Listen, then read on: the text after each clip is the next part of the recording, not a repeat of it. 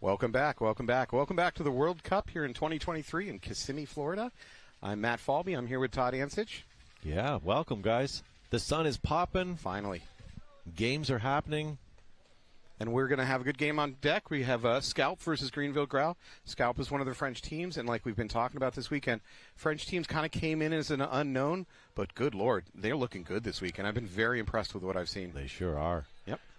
Lots of upsets so far today.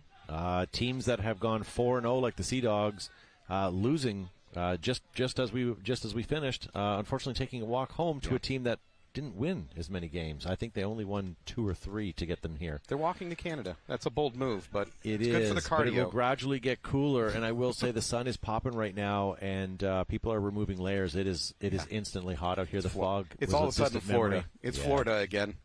So, as you can see here, ladies and gentlemen, we have quite a few games happening. We have Scalp in Greenville right now, Killers, and Vegas Golden Misfits. Yeah. And then we have more semi-pro quarterfinals happening.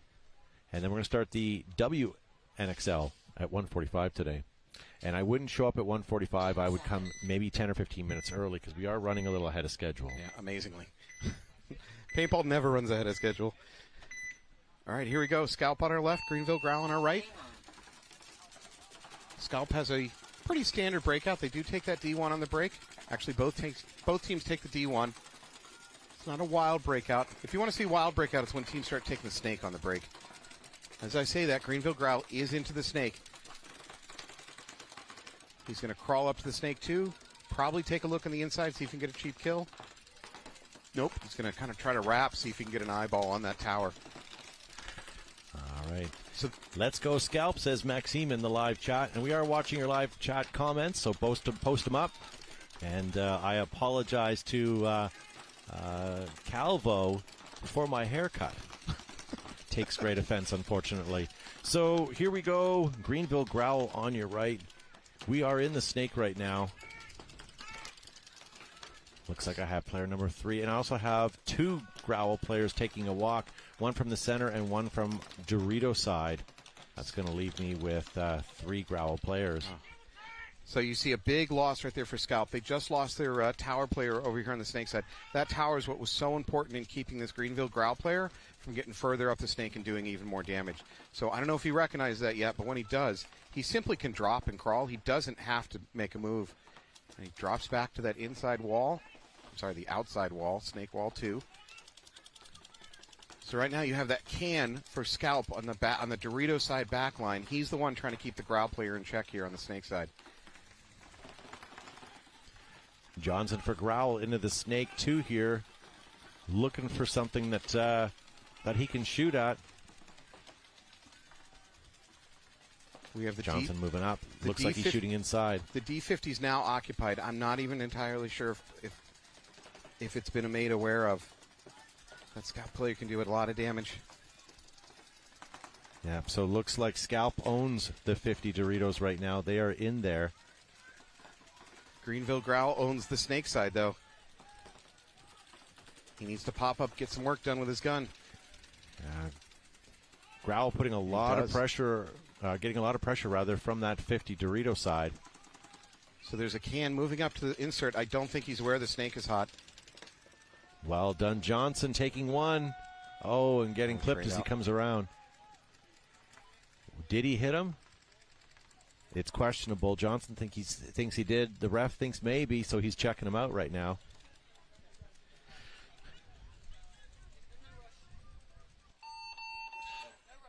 And towel being called. All right, so that's going to give the first point to Scalp. Well played by Scalp. Coming back on the field, we're going to have Golden Misfits and Killers.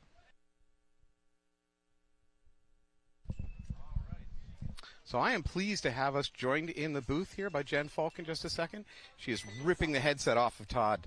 Wow, she's now using her upper body to push him out of the booth. I've seen a little bit of MMA technique, and there she is in the booth. Todd is injured. He's down. Yep, first round. First round goes to Jen. First round KO.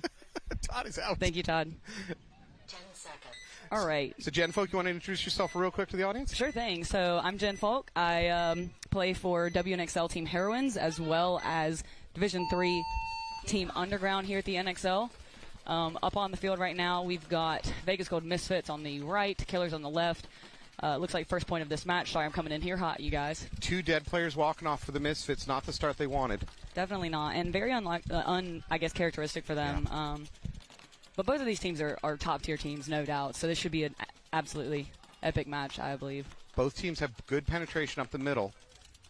Obviously, Misfits in a little bit more of a pickle right now because of the body count situation. Yep. And they do lose another out of the center. Yeah. Looks like, yep, and another out of the Dorito side tower. So it looks like Killers are going to wrap this up here in a second. It should be 5-on-1, I believe. This is falling apart. Towel? Would you towel? Oh, yeah. Yeah, I would just towel out if I'm the Misfits coach. I know you have faith in your players, but... Yeah, for sure. And I think that's a scenario where I think it's very unusual because, normally on Sunday we see things slow down, and technically this is not Sunday yet, but it is playoffs, and normally you see things slow down a bit. But honestly, the way this layout goes, it's so off the break shot heavy that a lot of teams are losing bodies off the break on both sides, which essentially means you're playing 4-on-4, 3-on-3.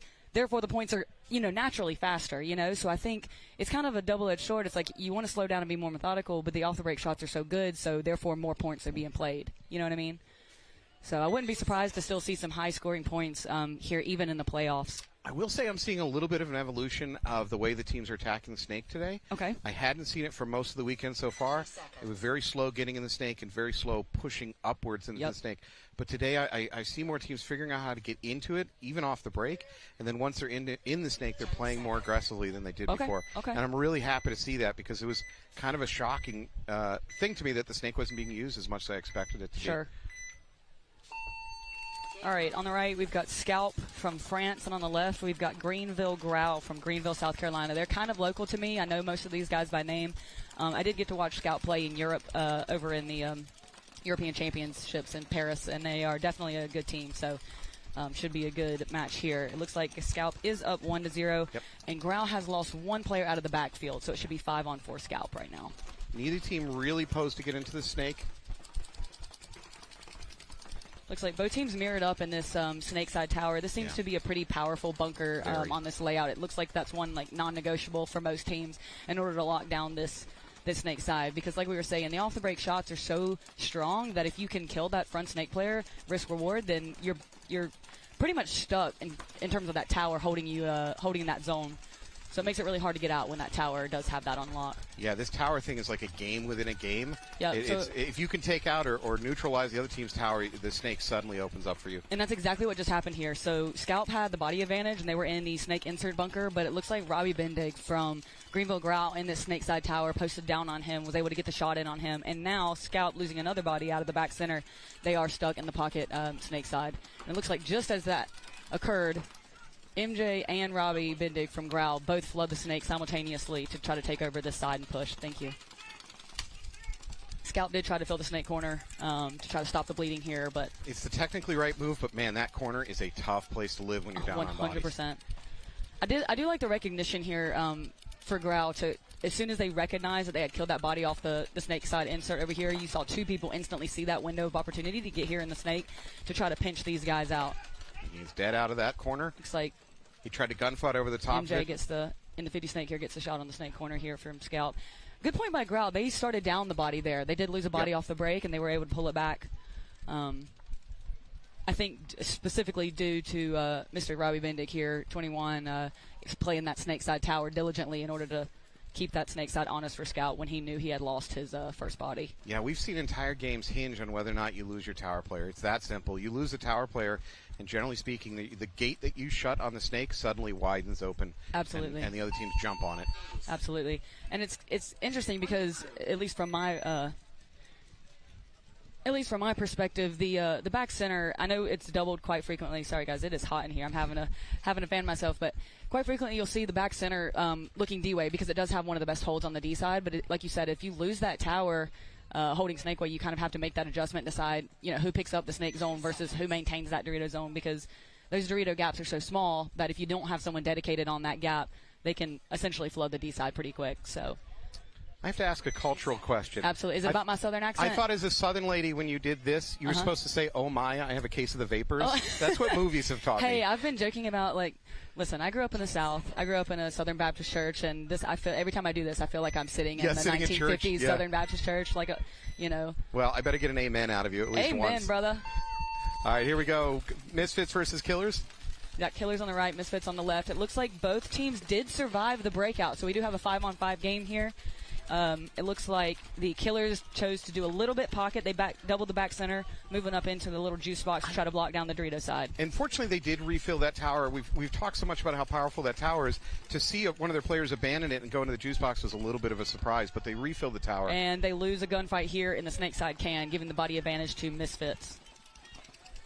And I will say, just in case you guys aren't aware at home, the snake side can here has wicked bounce shots coming in on them from the snake insert Aztec that's right in front of it. So that bunker is quite difficult to live in, especially if you're fighting heads up, as well as trying to avoid that bounce shot off of the little snake Aztec. So that is a tough bunker to play, I'm not going to lie. And if you can survive that spot, you're doing pretty good. It looks like Killers are going to lose their little juice box player here out of the center because the Vegas Gold Misfits are in the snake side 50 wedge by surprise. I don't think that Killers picked up that he's there, and now it looks like we have Adler Dodson here filling the snake 50 for the Misfits. Great call. So Adler just used kind of the shadow of some of the snake beams to drop below the horizon and go ahead and crawl wherever he wanted Yep, and to. now he is just pinching the absolute mess out of this snake side tower and snake side can for the Killers, who are down 3-5 on the body count right now. And then behind Adler, you have Ben Sloffer in the Snake 1 just applying mega pressure to that snake side tower, who does make the move into the 50 center wedge there. Not a bad move if he can get there unseen. So I'm not sure Adler's picked up on that move yet. So However, it is unseen for the moment. But Adler did just get a shot on the snake side can. So. And there it is. I think Adler's going to throw away his body a little bit here, being too aggressive. Oh, no, but Ooh. a minor on Killers. I believe they will be starting with 4 the next point. Yep. Yeah, Again. Yeah, Killers cannot fill that penalty, and if you're at home and you're not a paintball player, which we're glad to have some of you here listening who are, not paintball players. If you have a penalty and you don't have enough bodies to fill that, you're going to start down the next game, and that's what's about to happen to the Killers. Yep. And sorry, you were saying. No, I was just going to say, it's interesting these last 2 points. Something very similar happened. Both Growl and Misfits recognized the gap over here on the snake side and flooded 2 bodies this way when they saw that window of opportunity to get in the snake. Because like you were saying, sometimes the snake does play a little slow off the break, but if you miss that window of opportunity to get there in the snake and start applying that pressure, it's gone. So you have to make sure you recognize that opportunity and take it and start pinching out these back 3 or 4 spots back here. It is hard to live there when you are applying that pressure. So great job. I love that you used the word window because we've talked about that a lot this weekend. And the fact is, in paintball at this level, there's windows of opportunity, and those windows are pretty short. Yes. And how quickly your team can recognize that window of, say, a player dropped and suddenly his lane has disappeared. These teams are smart enough to adjust and fill that lane back up real quick. So you have a window for your player to make that bump into the snake or the bump into the 50 Dorito or something. You've got to take advantage of it. You got to do it quick. 10 seconds. Absolutely. Here we go. Scalp versus Greenville. Tied game. Scalp on the left. Clock is not an issue right now. Not at all. Let's see who takes a risk this point. Looks like both teams still a little pocket. Growl does kill one off the break. Scalp goes deeper up the middle and now into the juice box. They do lose a body, though. All right, so Growl went short into the snake insert. However, it was the snake side tower, Robbie Bendig, that takes the window of opportunity to get into the snake unseen, at least I believe. They do know he's here now. Here in the snake video, I believe he just got clipped. Yes, he did. And great move, but maybe overextended just a hair, as well as the snake side can for Growl does drop as well. So that's 2 bodies coming off quick for Growl, which seems a bit unnecessary, honestly. They had control of the point, I think, and they had gotten that kill off the break, and it was 54, and they had a great spot over here in the 50. So maybe just slow it down just a hair, and they would have had that point, uncontested, I think. And Scalp did not take that snake tower, which is what opened it up for Bendig to even get into the snake, and then his buddy to follow him up into it after he lost. Exactly, and I think you can see here MJ Johnson for Growl looking for that exact guy that is trying to keep him from moving up here into the 50. So we have that middle wedge is the break right now, preventing for Scalp, preventing for Growl from making that finishing move up to that 50 brick. The wedge is just going to keep shooting through this gap, and he's going to hope to catch him. Now, frankly, the Growl player can drop and crawl and drop below the horizon of those snake beams. That tower would have been and better that's position. exactly what he just did. Yep, Yeah. he moves up in. Johnson moves up into the Snake 4. I wouldn't be surprised to see him crawl forward into the other team's Snake 4 here in a second. Absolutely. Ooh, look at you, Nostradamus. You called it. Hey, like I said, I've watched these Greenville Growl guys play for a while, and I like to think I know these players pretty well. So, not to mention, MJ's a great player, and I would not be surprised to see him make the closeout here. Not to mention, you're a great player, and you've played this field enough. Here's a bunkering coming. Yep, here it comes. That is a worthy trade-off for Scalp to get Johnson out of a very important position. Yep, and over here on the Snake corner, we have Josh Barton trying to spread the field for Growl, knowing that they are at least, I think there's 2 of them left versus, I can't see exactly. Scalp has that 50. Scalp is in the Dorito 50, but he does not know where the players are. Is it a one-on-one? I believe it's a one-on-one. Okay, so we've got Josh Barton in this terrible little cake trying to find the body, and Scalp has a Dorito 50. I'm trying to read the name on the back of his jersey here. He cannot but I see can't him, but he hears the gun. Oh. Looks like Scalp's going to win that one-on-one. I will say that is a very hard little cake to fight out of. Oh, my God, it's awful. You could see Josh Barton was trying to get out of there and potentially move to that can to try to get a better angle. Good finish for Scalp. There's about a 10-second window there where neither guy really knew where the other one was. That was probably the biggest tension of that match. That's one of those situations as a player where you're like, man, am I looking like a fool just not walking down and hitting the buzzer? On the other hand, if I walk right into a gun, I'm going to look like a bigger fool. Right. Like, oh, I don't know what to do. And again, clock's not an issue yet, so it's okay to be a little cautious. And honestly, these games are so back and forth, which is not surprising, seeing who we've got on the field right now and specifically on this layout. I think it's going to be this kind of blow for blow. I was just watching the Paintball Fit Blast Camp prelim game because they're in that Champions bracket. I was watching that, and they were both just slaughtering each other off the break, just like sniping each other back center to back center. I mean, it was just nasty. It was such back and forth game. And Blast Camp PB Fit did come out with a mercy rule win. However, just seeing these people with such solid gun skills off the break, it's just unbelievable what you can shoot off the break on this layout. Compared to what the level I play at, it's amazing how good these players are at getting a kill in such tiny windows. Right. Like, it's just amazing how good shooters these guys are. Yep. Okay, so Misfits take a risk going to Snake 1 with Ben Sloffer. However, he does lose his player behind him, and believe that was Trent Netta dying out of the can. Wow, and another body dropping for Misfits out of the Snake Side Tower. Still 5 alive for the Killers. As I say that, they're down 4. They did lose their tower. This is exactly what I mean, man. It's just, I feel like these spots are hard to live in, hard to make off the break. It looks like Sloffer's going to try to capitalize on this over here. He's made his way into the Snake 50. And I don't think the Dorito side can for Killers or the home has recognized that Ben has made this spot. Yeah, no one knows it over there. So in if the Killers. he crawls onto their side of the field, which might take a second. I think they just picked it up for the Killers. I believe their can over on the Dorito side just picked up his presence at the 50. Do the Killers have a front Dorito in the Doritos right now? I can't see past this 50 break, Okay, Hosky for Killers making a big move out to the Snake corner to contest Ben Sloffer down the wire. That's a big fill right there, preventing Ben from wrapping, essentially. Yeah, I don't think the Killers have much of a presence out on the Dorito side. I'm not seeing it at the moment, unless he's hiding in the 50. Oh, we got a good gunfight here on the wire. Again, hard to fight out of that little cake when the person you're fighting is standing, full-bodied in this 50 brick. So the Growl player had a little bit of time there where the Killers didn't know he was there. That was his chance to get some what I call cheap kills. They're not cheap. He earned them. But, quick kills where the players don't know you're there. He lost that opportunity. Now he's going to have to gunfight his way out if he wants to engage. So the Dorito side can for Killers did move into the Dorito one, but he is getting a check right now, and he is clean. That is rubbed.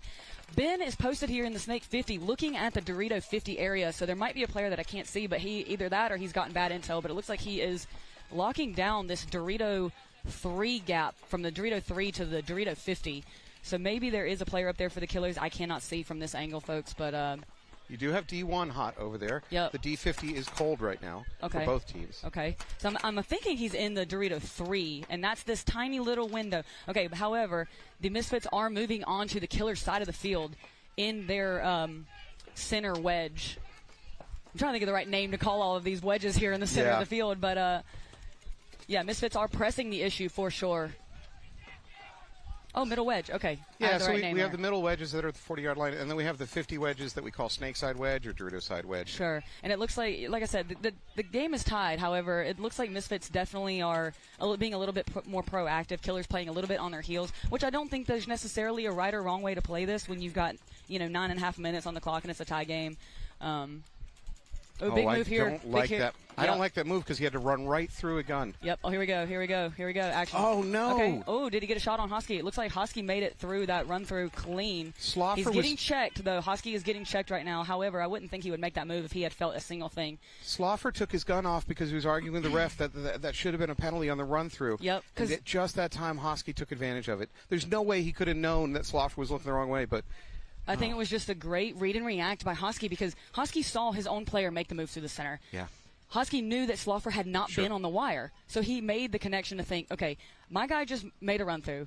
Sloffer's on the inside, definitely shooting at my guy, making that run through. Sloffer's back is definitely to me. So I think it was a good read by Hosky in that moment, but I don't think Sloffer is wrong. He did have his gun up there in the center. However, I don't know if it's enough to say that he had shot him beforehand. Overall, kind of a tough break for Misfits there, but a good read by the Killers. I wonder, a long time ago, that I remember I was on some teams and I saw some teams that would have what we call rabbit play, and that is we're in a situation where you've lost the 50s. You send a runner through the middle and you tell him, don't pull your trigger. All your job is to draw a bunch of guns to turn to you, and I'm going to launch off that behavior. I like it. I'm not sure that was a called play, but that's certainly how it just worked out. Sure. Now that was in the 10-man days where you could afford to throw a body away on just kind of a diversion play. Right. Well, right, yeah. Looks like we're in the pits here with the Killers now. Sloffer. Let's just go back to that play for a second. Sloffer's gun could have been up, and it's human nature. He was arguing with the ref. We all do it. Every one of us does it. It's just, man, what horribly unlucky timing for him that he put his gun down to sit there and yell at the ref. It should have been a penalty right as Hosky came through. He was looking the right direction. He was just arguing with the ref. Yeah, and it's hard for me to see the exact angle here from the center 50, but I think there's a chance that Sloffer may have shot the Killers guy that ran to the center. However, I don't know if it's early enough in that type of bang for the ref to say, that he had gotten him before he got to Misfits player that was in the center, because he was on their side of the field. It wasn't that far of a distance to run. I think that's a hard play to call for the refs. So Sloffer definitely saw the run through kind of late in it, about when he got to the 40-yard line, and he brought his gun up. He definitely shot him at least before he passed the 50 or just past the 50. Right. So there's no question that the player didn't make it to the other Golden Misfits wedge and shoot him out. But I think Sloffer was trying to argue, look, he kept running for so long that it distracted the gameplay, and I don't know, but that's just that's a tough sequence of events because he did everything right. It just a bad timing. Absolutely. Oh. Or great timing by Hosky. I'm not sure which. Right. All right, so refs are trying to sort it out. There's some discussion about the result of that.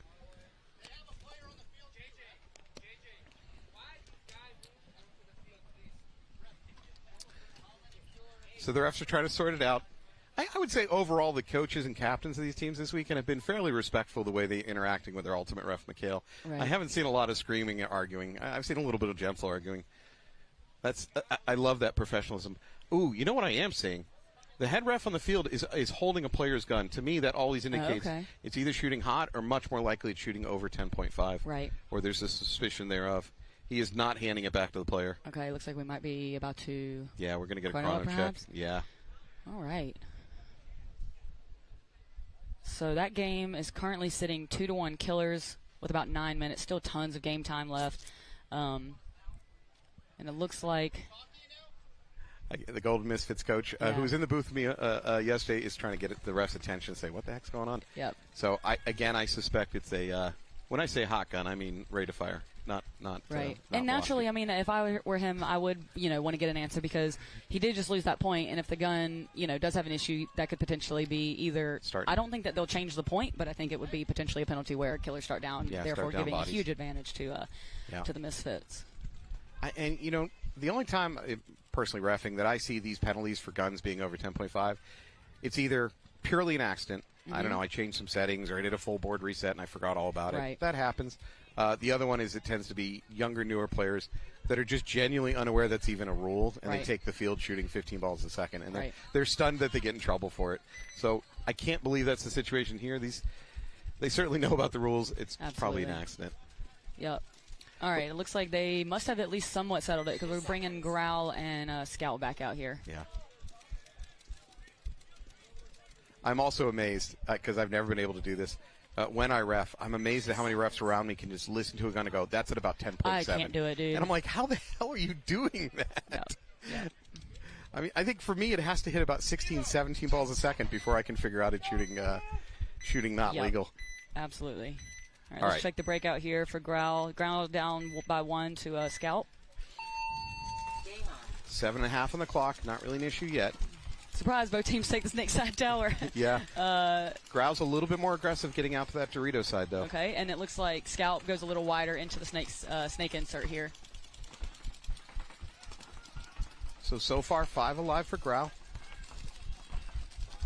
I think I have a head ref about to give me an explanation, but we'll have to catch later what's going on with that gun. Yep. Looks like still 5-on-5 here. Not something you see too often, especially in these higher division teams. It looks like the first body to drop is going to be Robbie Bendig from Growl out of the snake side tower. Like you said, that's a big plug that has just been let loose when you lose that tower. So now it's up to the home player to try to stop that move into the snake on behalf of Scalp. Yep. Growl player moving up the middle. I think he's going to try to take that tower. Yep. Great fill in. Well, let's see if we can catch up what's happening here. Yeah, we're kind of listening in on a conversation. Jen's going to go spy on the conversation. We have the head ref talking to the Golden Misfits coach. All right. Meanwhile, we've kind of hit that kind of static part of the game where teams slow it down a little bit. They try to figure out a solution. They try to see if the other team's going to make a mistake. Both towers are hot, although Scalp comes off of their lane on snake side. Any luck spying on that one? No, I actually could not. There was too much noise coming from the field. I couldn't get eavesdrop anything. It looks like Growl is pushing up the Dorito side. I believe they're in Dorito 2. However, Scalp does bump from the snake insert into the snake 1. And as soon as that occurs, the snake side tower player that was originally the back center player moves from the tower into the snake insert to try to match him over here on the snake side. So Scalp in a little bit better position trying to fight this snake battle, right? They have that snake tower, and they're already into the snake wall. Growl's a little bit more on their heels on this side. Okay, so Scalp moves from snake 1 into snake 3. Also, just want to point something out. So just then, both teams were mirrored up in this snake side tower, and for Growl, they made the bump from the snake side tower over into the snake insert. And the reason that he's able to do that without the tower for Scalp essentially stopping that is because of that little juice box that's right in front of the tower. If you go low enough, that juice box blocks you out. Yep. So that is a move that you see quite often, is the tower over into the snake. So that is an option. It looks like Scalp's here in the 50 snake looking to blow some stuff up. Yeah, because nobody's on the wire yet for Growl. I'm not entirely sure whether Growl's even aware of this brick being hot yet, because they're not dedicating guns to it. They don't know. The Dorito side can for Scalp moves out into the Dorito 1 to try to spread the field a little on that side and see what he can capitalize on there. What I don't like for Scalp is their player is bumping this 50 brick with his hip. It's going to give away his position. However, it does pay off a little. He gets a kill out of he's going to get blown up by that can if he's not careful. All right, we got a concession from Growl. Doesn't matter. Ledoux lives. Ledoux got a little sloppy there at the end. He could have gotten blown up, but all right. Okay, let's see what's about to happen with this Killers Misfit situation. So this is a gentleman we want to talk to. That's Mikhail. He's our ultimate ref here on the field. He'll know the whole situation. I'll let you scope him out. He runs a tight ship. Oh, hey, another thing. Keep an eye out for smart plays. We award a trophy for Big Brain Play of the Day. Big Brain Play of the Day. All right. Okay, coming back on the field, we've got Misfits on the left. We've got Killers on the right. We've got Matt getting a scoop on what exactly is happening here. I see 3 bodies coming out for Killers, so perhaps they're starting down 2. 4 bodies. Actually, there are 4 bodies for Killers, so they're starting down 1. Okay, thank you. Starting 5-on-4 advantage for Misfits, who are down the point. They did not get awarded the point, so let's see if Misfits can capitalize on the free kill, essentially. Ooh, that was juicy. I'll tell you about it here in a second. Okay, so, let me just mention. So, Misfits started up 5-on-4 off the box. Yep. However, they risked the snake corner with Ben Sloffer. Now, Ben Sloffer has wills. I'll give him that. But he gets shot going to the snake corner. That's an interesting play call there by the Misfits, who also lose their Dorito 1, making it a 4-on-3 advantage for the Killers. Okay, Matt, tap in. What's the scoop? So that gun was not just over there at rate of fire was actually in burst mode. So for those at home who aren't techie about this stuff, modern ramping is your first 3 trigger pulls have to be single shot, and if you pull them within a high enough rate of fire, the gun will then kick into kind of a they call it a ramp mode. It's in and of itself, it's a little bit of a burst fire mode. Well, that gun was single shot bursting, even single trigger pull. Okay. So he was. I'm going to assume accidentally because that's kind of a big deal. But he was in a 3-round burst mode that he should not have been in. So it is a major, and they had to start down a body. Okay, so it looks like Killers are still stuck in a little bit of a pocket. Everybody's in a little bit of a defensive posture. Your home and your Snake side can both on their knees trying to avoid, I think, the bounce shot here in the can, as well as locking down the Dorito side from that back center. The Misfits are in the Snake side tower, the back center, and I believe the Dorito side somewhere, but I can't see exactly. Oh, wait, the Snake insert. Yeah, they're in the Snake insert, and right now he's just got to get past that backline can for the Killers if he wants to get in the Snake. So he needs to get his gun up and try to get gun dominance. For the Killers, their juice box is looking towards Dorito side, and they don't have the tower. So the insert bunker just needs to fight it out with that can if he wants to make the bump in. Right now, the widest body for the Misfits is in the back center, D-Way. So the juice box here for the Killers holding that Dorito side. He's not really got anybody, posing a real threat on that side. So as long as they can, I would say lock this one down. However, the Killers are down points. So Misfit makes the bump out from the home, makes a bump out to the can on that back line towards the Dorito side. Okay, so just to be clear, they actually did reverse the point because Hosky's the one who had made the move. And we thought they weren't going to reverse the point. But just to be clear, they did reverse the point, and the Killer started down a body. Just for those at home, that might have been a little confusing because I was certainly confused. But it does look like Killers are the ones that have to push here in order to get the point. And when I say push, I mean that lightly. There is 6.5 minutes on the clock. But you can't get, quite too defensive. But I will say, in this scenario, when you're up 4 bodies on 3, on this layout in particular, you don't want to make too risky of a move knowing – that you do have the body advantage because that's something I've seen all weekend, even on my own teams. You get a little antsy, especially when you're down bodies, and you try to make a fill in order to pick up a zone, and in the process of that, you get clipped out. So Jen is calling out her teammates on heroines for making mistakes. No, I'm calling out my teammates on heroines, my teammates on underground. It's just been the facts of this layout, man. And just as I say, that's exactly what's happened here. Killers did, play it a little bit slower, and Trent Nitta tries to fight out of the Snake insert and ends up getting shot. So now Adler moves over from the Snake side tower into the Snake 1, who is matching Hosky, who just gets shot out of the Snake for the Killers. Yeah, big loss there. So here's Adler trying to capitalize here. However, did he lose his? No, he still has his friend over on the Dorito side, I believe, who is in the Dorito 50 right now, trying to apply pressure there. Unfortunately, the Dorito side just drops for the Misfits. Yep. Great move by the Killers Dorito player to take over the attack on the Dorito side. Yeah, he's now in that 50. And he was able to pinch out Adler out of the Snake here. So Killers still with 3 players left on the field. One in the center, 50 wedge, one coming down the Dorito side, and another guy on the Dorito side filling in behind him. They're walking in to hit the buzzer right now, and that's going to be it. I would say that was a pretty good controlled point by the Killers considering they were starting down a body. They made sure that they capitalized on that kill off the break. I still think it's a little risky sending Slaw for Snake corner when you know you have the advantage. Why not go somewhere a little safer? I mean, I'm certainly not the coach, and I understand why certain plays are called, but just good point there by the Killers to kind of slow and control, get the advantage back, and come back strong. Really good work on the Killers' part to recognize and put a gun on that run out to the corner. To be honest, teams are not generally running to that corner consistently. Right. At least what I've seen. They're more likely to take a risk and trying to get into the Snake on the run out. And certainly going to that Snake insert. They're going to that every time. Mm-hmm. So Killers figured something out, and to know to put a gun going out to that corner was either a stroke of luck or a stroke of genius.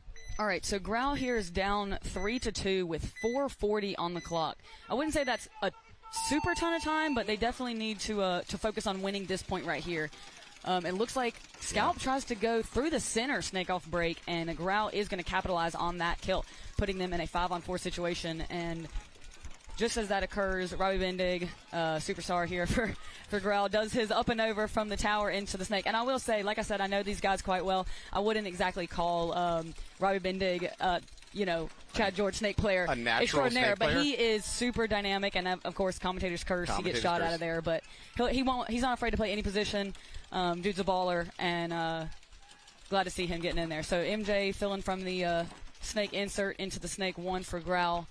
I believe it is still 4-on-4, Matt. Is that right, or It did is Scalp 4-on-4. lose a second body? And Scalp doesn't have any great way to go here and push into the snake or try to Scalp match also him up. losing a snake side can now. Yeah. I think that's actually now kill 3. I Yeah. think they lost another body while I was over here blabbing about Greenville Growl players.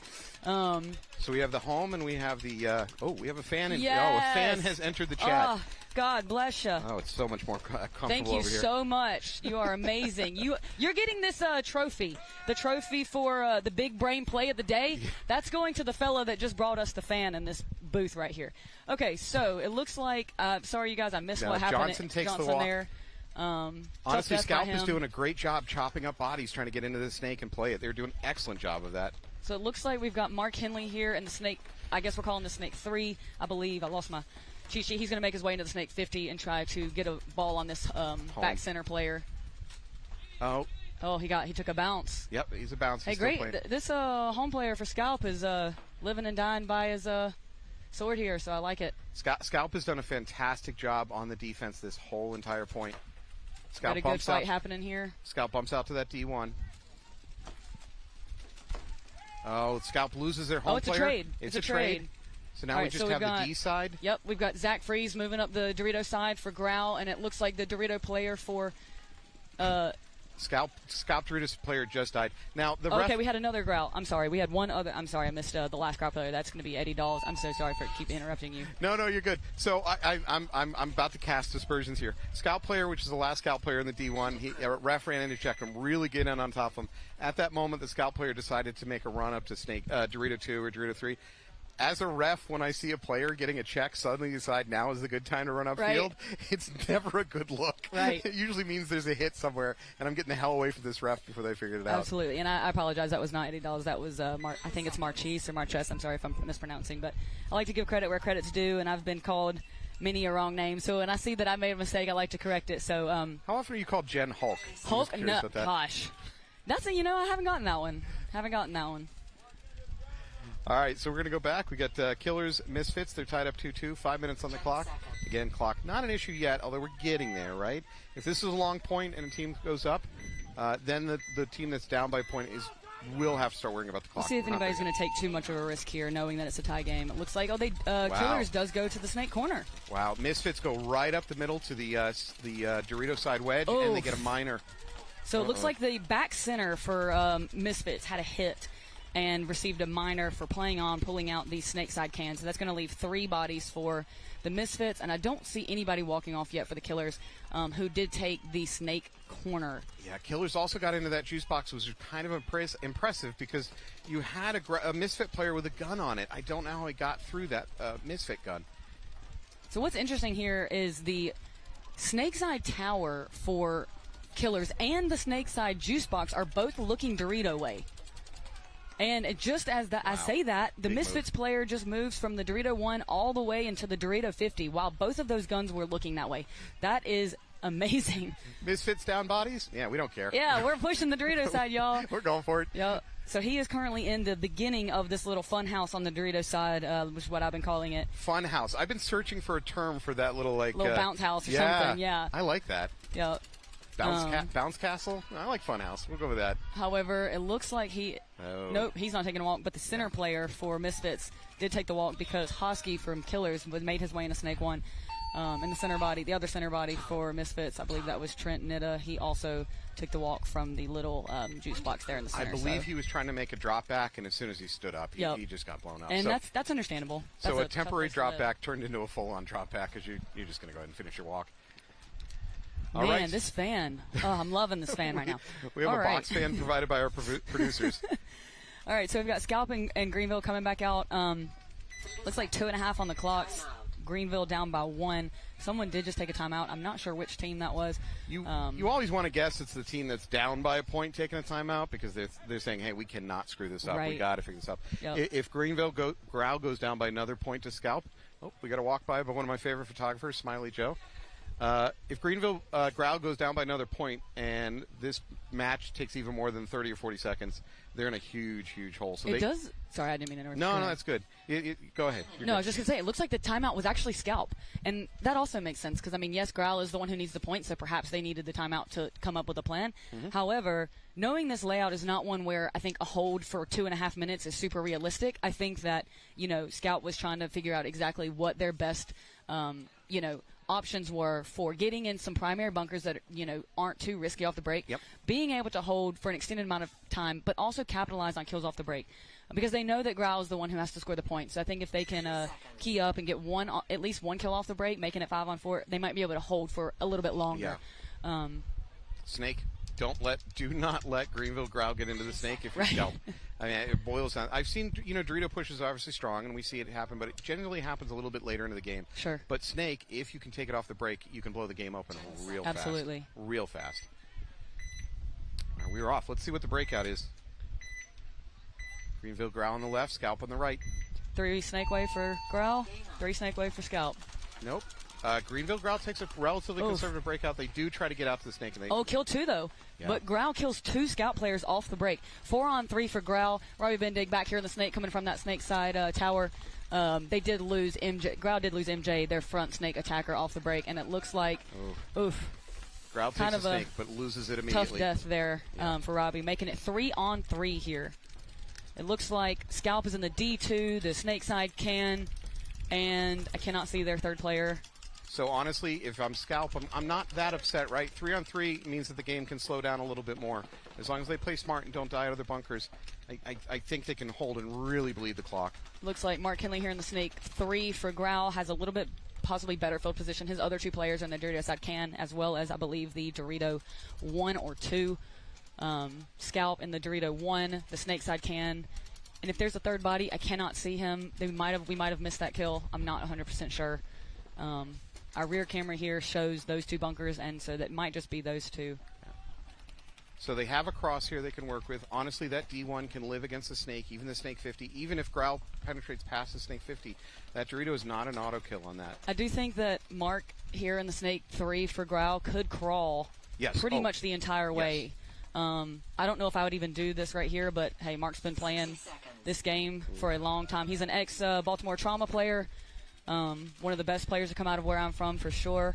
So I think he's aware of the time and knows that they have to make something happen. Well, his teammates need to be the one doing something right now, I 100% agree. He's pushed up to the front tip end of that spear.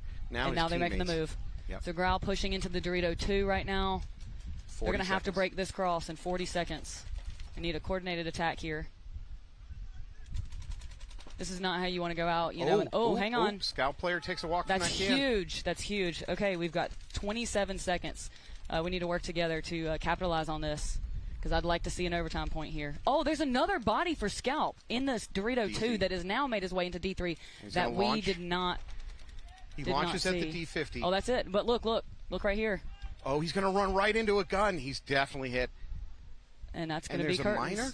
That's going to be curtains on Growl. There's a minor being thrown. I think it's on Growl. It is on Growl, because the player that ran through the center to hit the buzzer for Growl did not realize that the Dorito player that made that run through the center was not the last Dorito player. I think they also had missed the count on the Doritos the same way that we had done.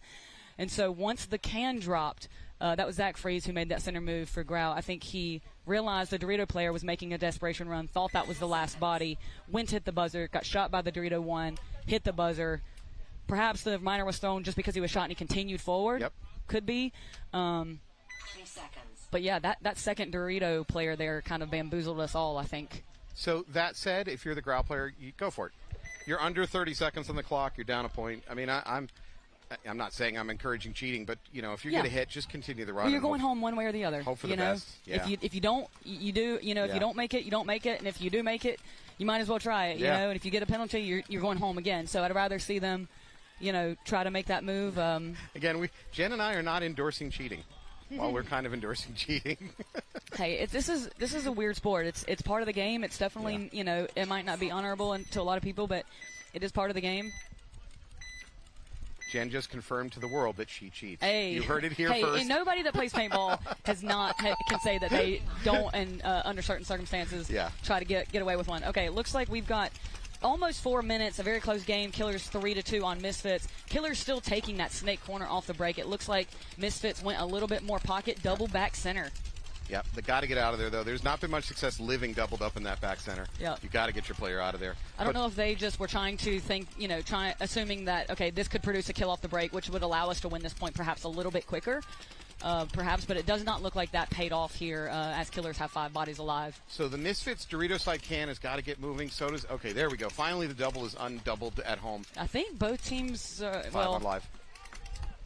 All right, somebody getting a check for Killers. The ref is running. You don't want to see a ref coming running at you like that. I tell you what. Good.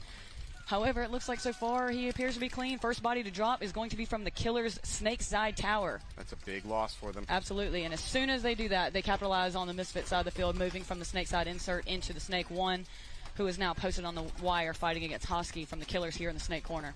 So Misfits also make a bump from the center out again to that Snake insert. It looks like they're looking to get doubled up into the Snake. Naturally, because that did work for them earlier. All right, Ben Sloffer pushing here in the Snake. Sloffer crawls in the shadow of that wedge, that Snake 2 wedge. That is smart usage of just vision blockers. So it looks like Killers are in the back 4 spots. I'm curious if they think that they're going to be able to perhaps hold it out from here. It's a lot of time. It is a lot of time. And Misfits are a very agile, youthful in a lot of ways teams who, have the ability to make very quick moves. You got Trent, you got Sloffer, you got Adler, not to mention some of the more experienced players. I know a lot of these guys are from the original LTZ pro team. So, I'm not exactly sure how confident I would be in holding for over 2 minutes, but sometimes you got to do what you got to do. So it's not the worst holding field layout I've ever seen, sure, but it's certainly not the best. So I really don't want to concede this Snake 50 to the Misfits, but that in a second or two, I think that's what you're going to see. Yep. And I'm not sure what is stopping Sloffer from continuing to crawl forward here. They do not have the Snake side. Killers do not have the Snake side tower.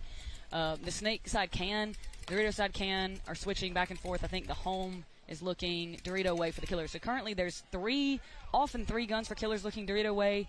You're 100% correct. Sloffer just needs to drop and crawl inside, and he can kind of go wherever he wants. We're approaching a minute and 20 seconds here, and now the Misfits are doubled in the Snake with Sloffer in the front, Adler in the back. Sloffer is very, I think, cautious about crawling around the Snake 4 knuckle into the other team's Snake. So in about 7 seconds here, you at home are going to hear the automated voice come up that says 60 seconds left, and that's often like waving a red flag in front of a bull. Suddenly you'll see Misfits go, oh big God, big move to the center for the Misfits, moving into the Killers center wedge. As that happens, Sloffer moves into the 50 Snake here. It looks like they're working on pinching out these cans.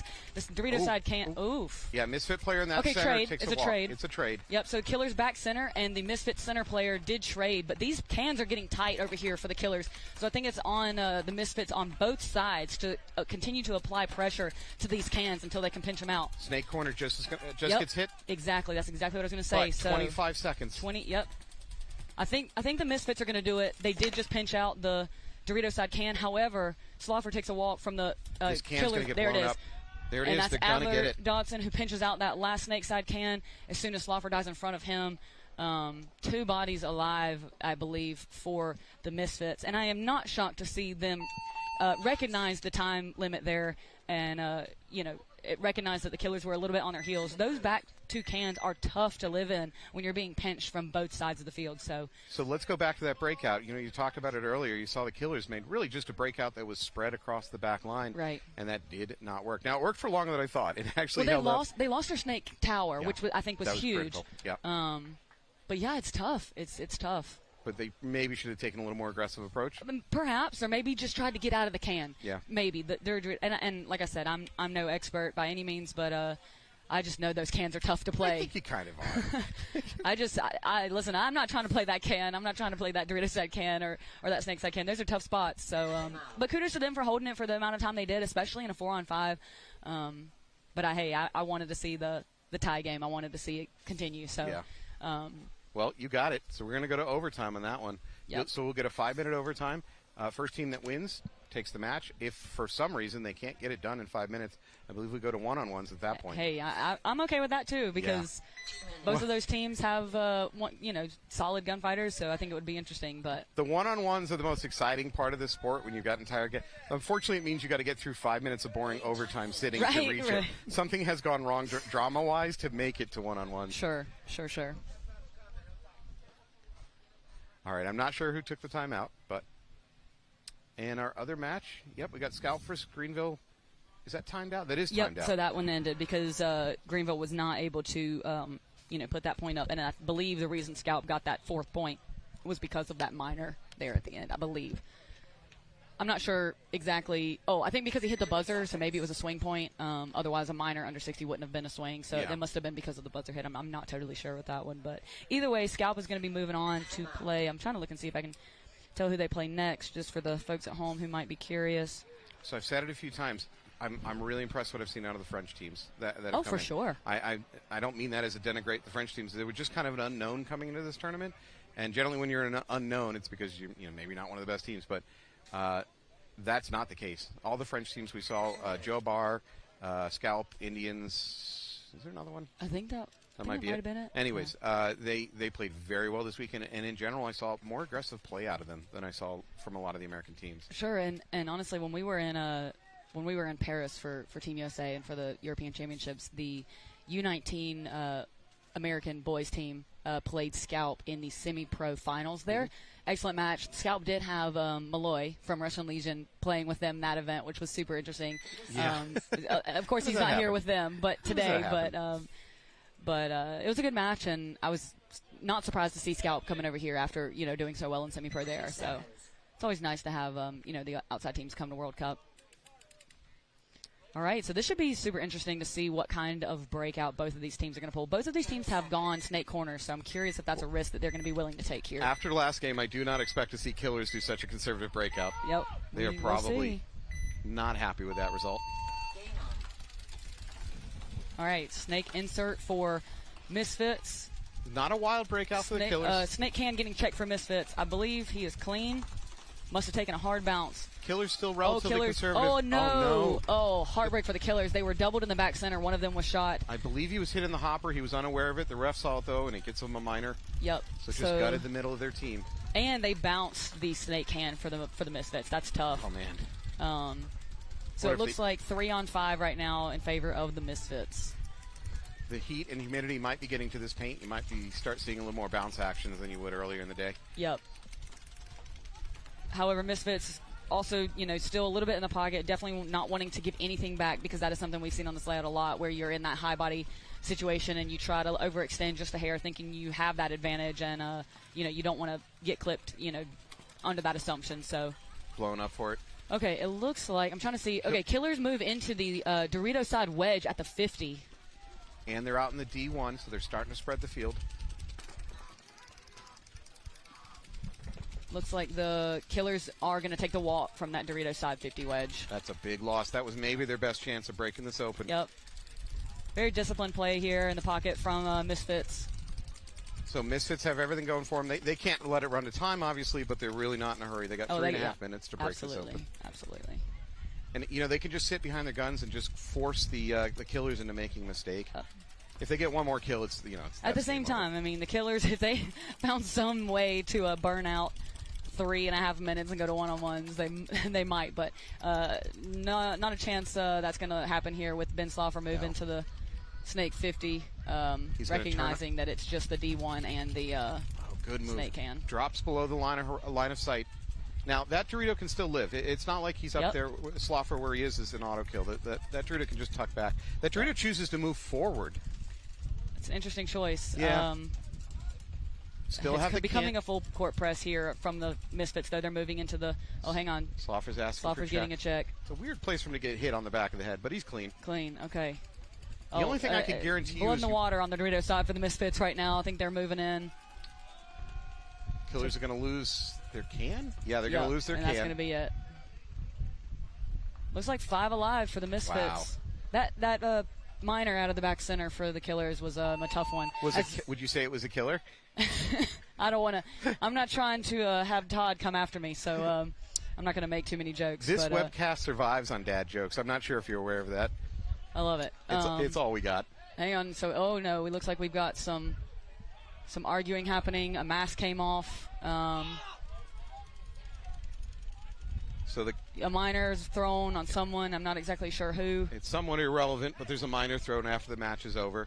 I saw a killer player being forcefully escorted off the field by his teammates. He also had no mask on. I think that was the biggest danger That's there. a big So there's thing. a lot of live guns and no mask on the player coming off. I'm not exactly sure. So I think the killers might be trying to get that player the hell out of the area. Yeah. Because Mikhail, our ultimate ref, is left the pits and he's trying to hunt him down. I would not be surprised if the killers, as a team, are smart enough to get their player. My favorite thing right now is all the photographers and videographers trying to go find the tee. Matt, I'm going to go see if I can find the tee real quick. All right, very good. So that will be it for that match. Killers lose that one. Misfits take it. Misfits are going to move on.